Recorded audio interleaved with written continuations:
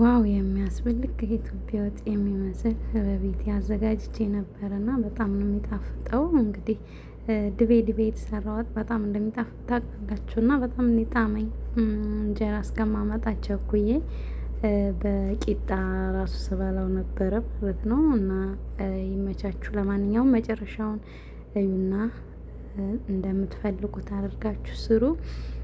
ያው ባጭሩ ነው የሰራሁላችሁ ስላችሁ እንትን አላበዛሁኝም። ኮንቲቲ ከትፌ ምናምን ነገር ጃይዝ አርጌ ነው መስራት የጀመርኩት እና ላይክ ሰብስክራይብ ማድረጋችሁን እንዳትረሱ። እንግዲህ ሽንኩርቱን ዝም ብዬ በጣም ቢዚ ስለነበርኩ ሌላም ስራ ምግብ እየሰራሁ ስለነበረ ሽንኩርቴን ጣድ አደረኩኝና እንደዚህ ብስልስል አደረኩት። በነገራችን ላይ በደንብ አልተከተፈም። መብሰሉ በራሱ አጠራጥሮኝ ነበረ በኋላ ወጡ ሲደርስ ማለት ነው። ግን በቃ የሆነ ዝም ብላችሁ ገፋ ገፋ አድርጋችሁ የምትሰሩት ነገር ይጣፍጣልና ዘይት ራሱ ትንሽ ነው ያደረኩት። ለምን በቃ ዘይት እያመመኝ እምቢ ብሏልና የራሱ ስጋው ነው እንጂ ዘይት የለበትም። ቲማቲም ራሱን ወጥ ላይ ብዙም ስለማይመቸኝ ትንሽ ነው ያደረኩት። ምናልባት በርበሬው ከተለባለበ ብዬ እዚህ ጋር እንግዲህ ስጋ አጥንት የለበትም።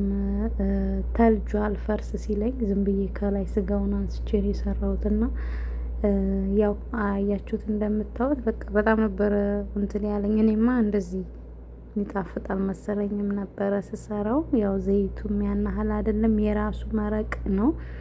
ዘይት አላደረኩም። ቤተሰብ ዘይት አታብዙ ስትበሉ፣ በተለይ ይሄ ዝም ብሎ ዘይት ከሆነ እባካችሁ አታብዙ እላለሁ። ለማንኛውም አመሰግናለሁ።